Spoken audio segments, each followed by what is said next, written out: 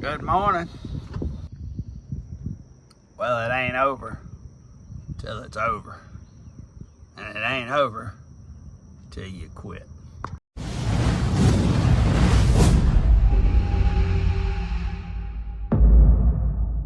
Good morning, everybody. This is the mailman. Thursday morning. So we had a Facebook post there where we bought a car that we had sold back to the man and put in the wall, and it was destroyed. And tried to tell the guy, let me look at it. And before I knew what it was, we done bought the car back. I'm calling it now. Travis will probably end up buying it back. I'm calling probably will. So me and Skylar looked at the car along with Austin and Travis. Pretty much it was destroyed. But y'all know me. Some people like to race. Some people like to just drive cars. I do alright with that, but that ain't what I like doing the most. Sometimes I like to prove people wrong, so I got in there, did something I had never done before. So the old saying, it ain't over till it's over, or I like to say, it ain't over till you quit. When you decide that you've had enough, you've had enough. And so I like trying new challenges. Maybe Skylar can, I have to edit this because this is well past what I did, but we got the car back. Skylar and them thought it was done. It was destroyed. Skylar can show some pictures here of what actually went on.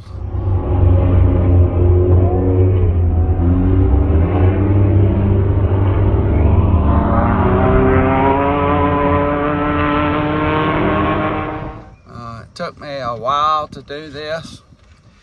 So there are a lot of race car fabricators out there. A lot of them are way better than this old man. But it ain't from a lack of trying, because when they started doing it, that was their first time to do it too. So what I like about race car fabricators, they ain't afraid to fail.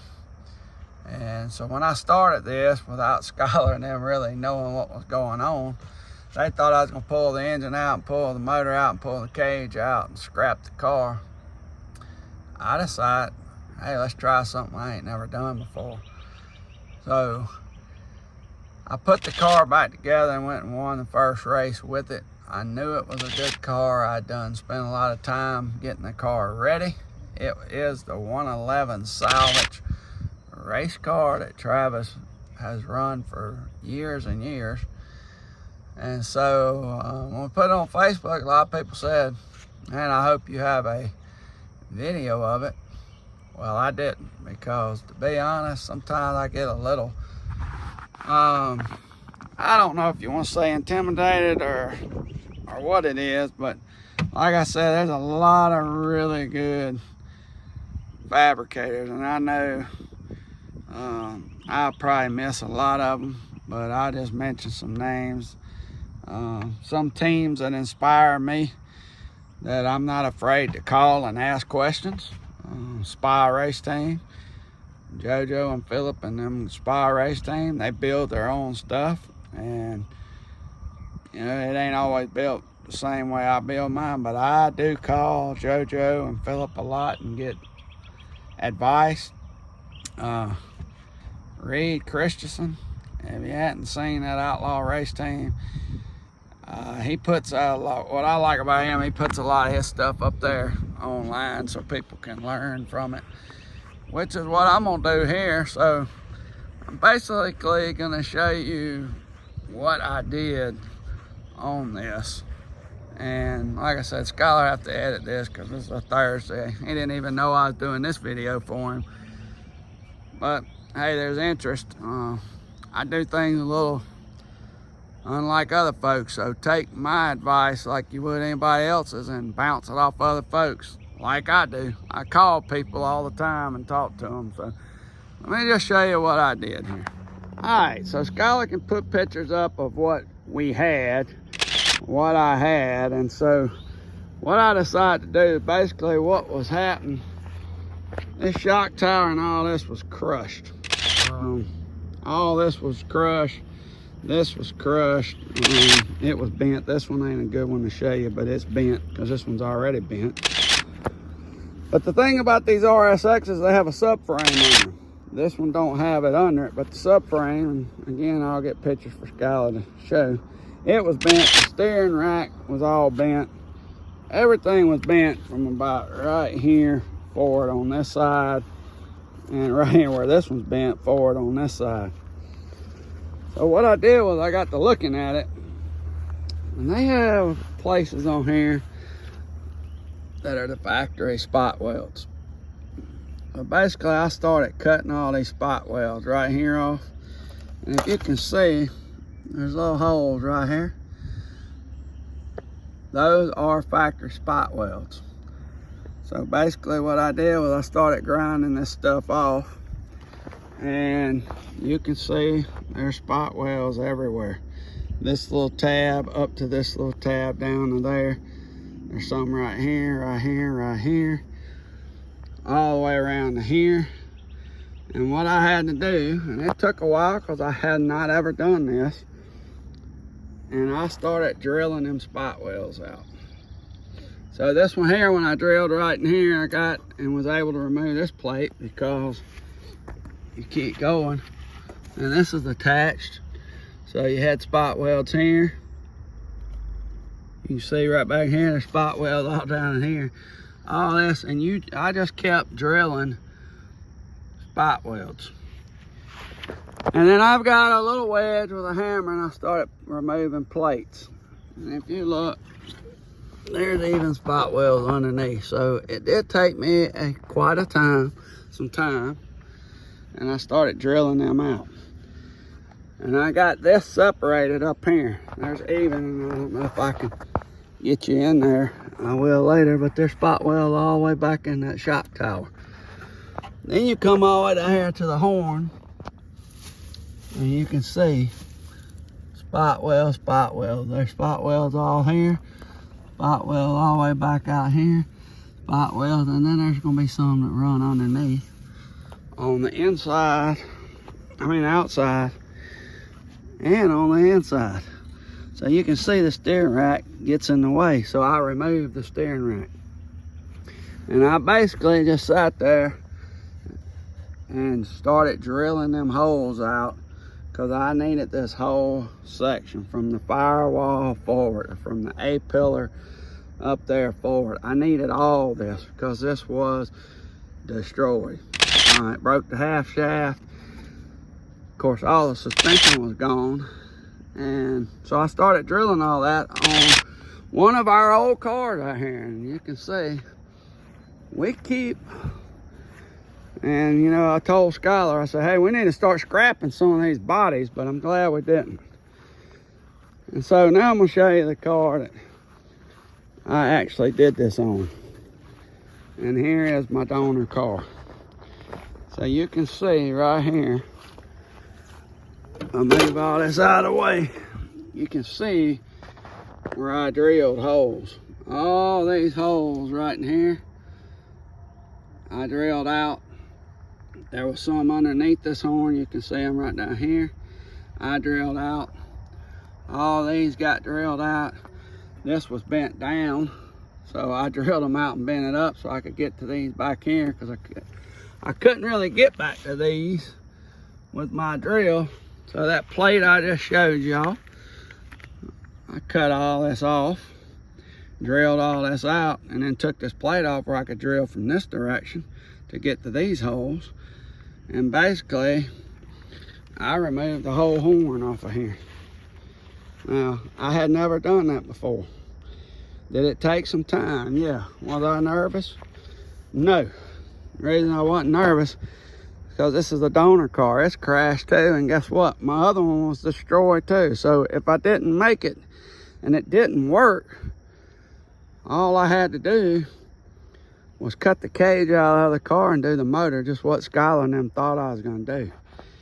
But believe it or not, it worked really well. So when I got to the car that was destroyed, this one here, I took my time on and I pulled it out. When I got to the one that was destroyed, let me get back over here. Basically, what I did was I got a Sawzall, and I knew where I was gonna, now I knew where it was, so I just cut this off right through here, and I cut it all off. And then I got right back here by the strut where that little subframe or frame comes out, and I cut it off and I got all this out of my way. And instead of just drilling these holes out, I cut them. I drilled a little bit and then I ground them. That way I would have a spot.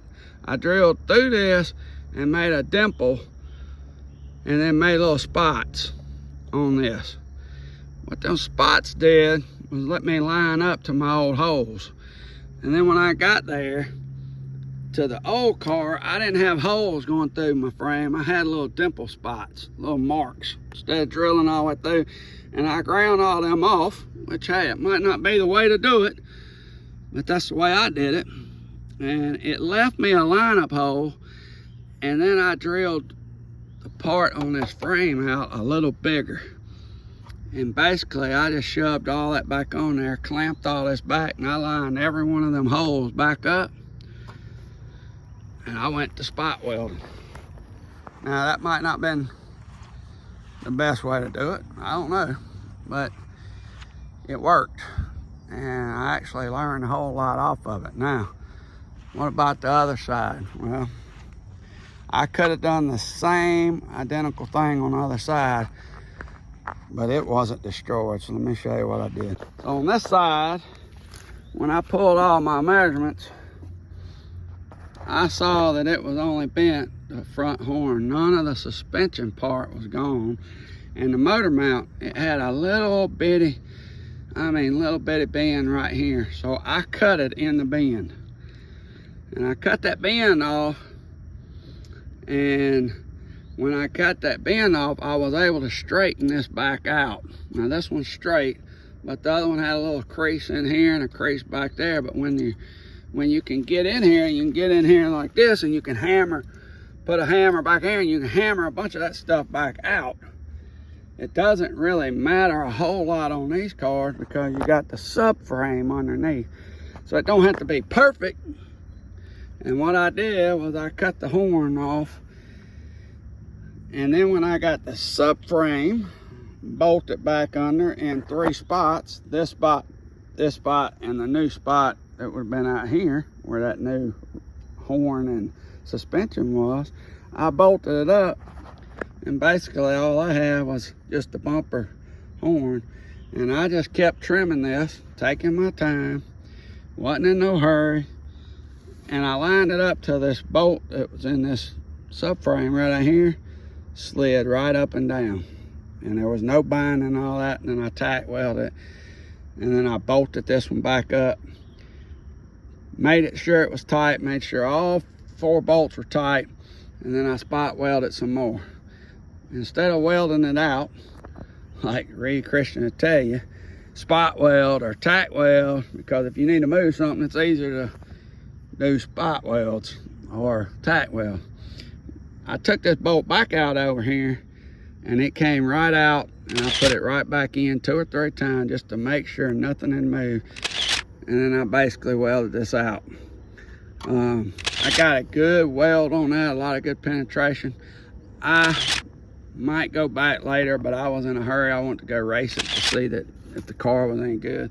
You could go back here on the back side, especially on this side, because with a thin plate, and you can plate this and weld it if you wanted to. You could do it here. I didn't do it right in here because that's where the motor mount was mounted. So I basically just welded it back out. And when I got done, believe it or not, the front bumper, let me get up here on this one for you. This front bumper has 2 bolts here and 1 on the bottom on both sides. I laid a stock bumper up there, and I'm gonna be honest, a 13 car to 00, we've had to pull them things so much. we had to slot them. That bumper slid right on, and all them bolts lined right up with no binding. So I knew then the factory welds, I put that car right back where it did. Now, with that said, we had to put new shocks, new struts, new lowers, a new subframe, new rack and pinion. Right, the power steering pump was bent. Had to put a new pulley on it. The alternator was crushed. What else would they? Radiator was destroyed, and radiator was destroyed. My phone just went dead, so Scott, you might have to. Now the radiator was destroyed. We had to, you know, when I cut right here, I cut this too, and I cut right here, and then all that just got welded back together, and I'll show y'all when I get back to the house now. All right, y'all. So here's a car. You gotta disregard this. This was fixed, but like I said, I've raced this car twice now. Was going for the lead, and got in a racing incident. I get in a lot of them, it seems like. I don't know, it bent the lower control arm and all, but I was going for the lead. My version of what happened is probably different from the guy that I was racing, but here is the car. Here is how it come out. You can see the lower control arm bent. I gotta get a new one of them. But here is basically where I re-spot welded. Again, I weld, but I'm not considered a class welder. Y'all that weld, y'all can critique it. I know, but it holds. So some of mine, you can see up in there, I didn't clean all that up. Where that little tab was, instead of just spot welding it, I went ahead and ran a little weld right there. I did the same thing underneath on the main frame down there. Instead of just spot welding, I went ahead and welded on the tabs a little bit. But you can see all this was gone. I welded that back up. I fitted it to fit this right here where the radiator support is. And right here you can see where I welded.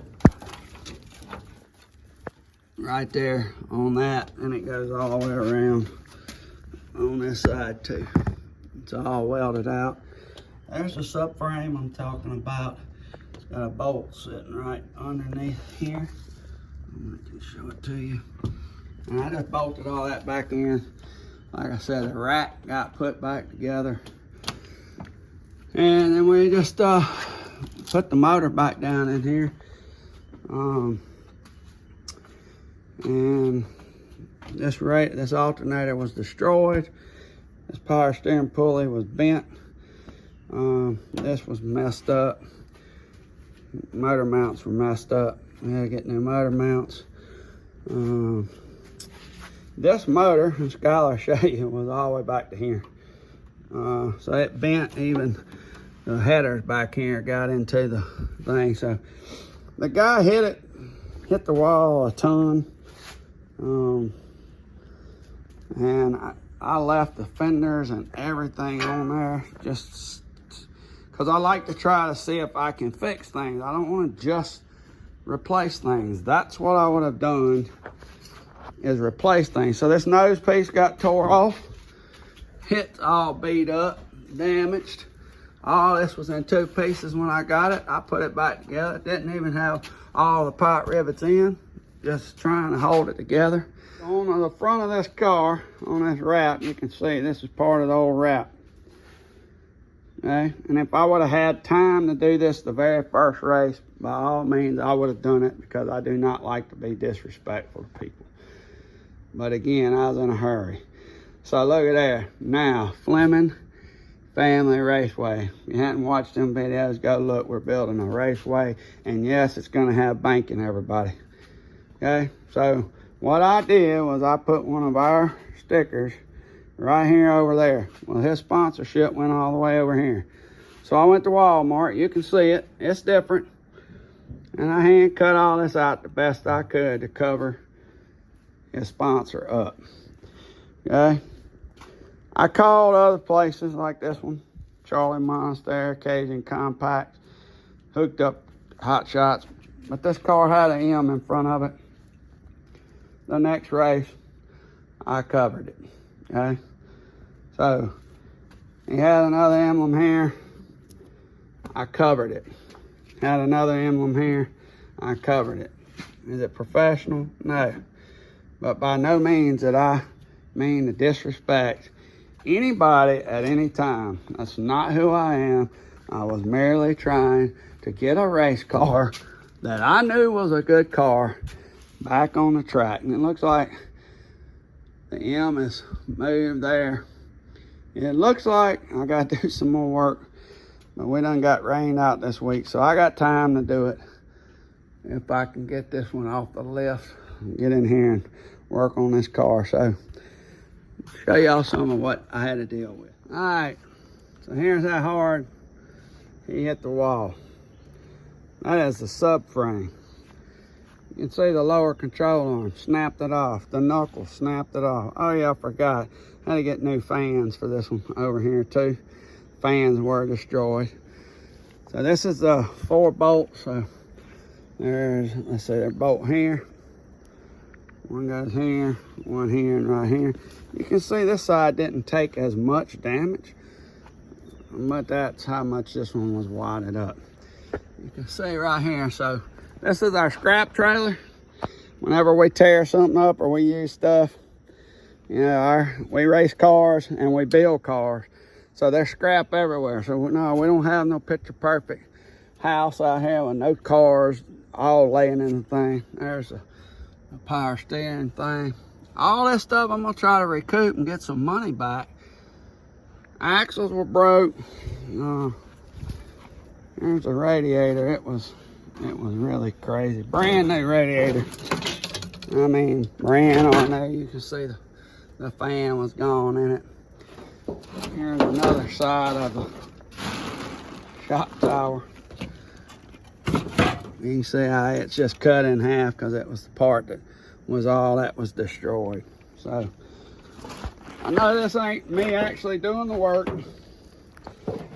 but it gives you a little bit of something of what we're doing out here and what I do. So now I'm gonna just tell you, this one here got tore up also. This is our DM Law car. Mikey's got this. Well, I don't know if Mikey's gonna have it, but the mailman is. Here's the situation on that one. This right here had a big old plate like this because I felt like building them heavier was better. Guess what? It ain't. So I'm learning. This bar right here was pushed out way over here. So much that this bumper right here that I put on there looked like a train coming at you. 3 bars. Don't do that, guys. Don't do 3 bars. Because when that bar hits a tire, it's going to fold these on these. So the subframe on these are just this little thing. That's it. So this was pushed way out.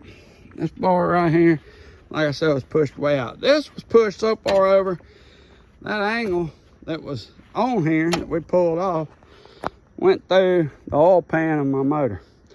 Put a big old hole in it. So I'm figuring out what I'm gonna do. If I do anything, if I can't straighten it, look here, I'm gonna go back to the factory welds. Here they are, right here. And this one's open a little more. I know a lot of guys cut this completely out of their cars now and they're doing bars. I might do that. But before I do, I'm gonna get on the phone with some folks that's done it. And I'm gonna learn. All this is bent. So I might can get some heat on this. I might can get some heat on this right here. And this, it's still out when I measured across here. Right here where the motor mount's bent. this motor mount got destroyed because that's an aftermarket one. I might can heat it, put some pullers on it. I know there's all kind of ways of doing this, but I don't got no frame straighteners. All I got is a torch with some heat, with some chain falls, and some big old telephone poles to hook to. That's that frame straightener that we use all the time. So I hope y'all enjoyed this video. The main thing about this video is there's a lot of people that drive cars. I drive cars, and you got some that are racers. I drive them. Try my best, make mistakes. I know I do. I'll own up to them. Other people make mistakes. They don't want to own up to them. That's when you start getting into fights and arguments. That ain't what racing is really all about, y'all. Racing is not about just learning how to drive a car. It's learning how to build a car. That's why I really respect those that build race cars, fix their stuff. And look, not everybody can weld. I get that. So you can't always do it, but you learn other ways, things you can do. Pulling your own motors, you know, working on your own transmissions. Getting in there and doing something with your car, learning electrical. Dang, K9, we blessed because we got him, but you know, that car right in there had an electrical issue. I found it, me and Austin, because we're not scared to try to fix something. And that's what racing's all about. You don't have no DOT that you have to try to go get your car inspected, get a license. These are race cars. You want to make them safe. So hey, if you want a second opinion on you weld at something, don't be afraid. That's what they got FaceTime for, man. FaceTime some of these folks. FaceTime me, I'll tell you what I do. But don't be afraid to try to learn something. Had a race car out here before. My son-in-law never welded in his life. Guess what? This is a great time. Him and my daughter started sitting there welding on door bars and all that. Am I gonna let his weld just be the only weld on that car? None of it ain't no good. But guess what? He did a good job. So that's the welds on that one. It got plated, but they weren't pretty, but they had a great penetration, and he did a good job. So I hope y'all like this video. Again, I might try to clip in there and show y'all what I'm doing with our DM Law one. But until then, it ain't over till you quit. Peace out. God bless y'all.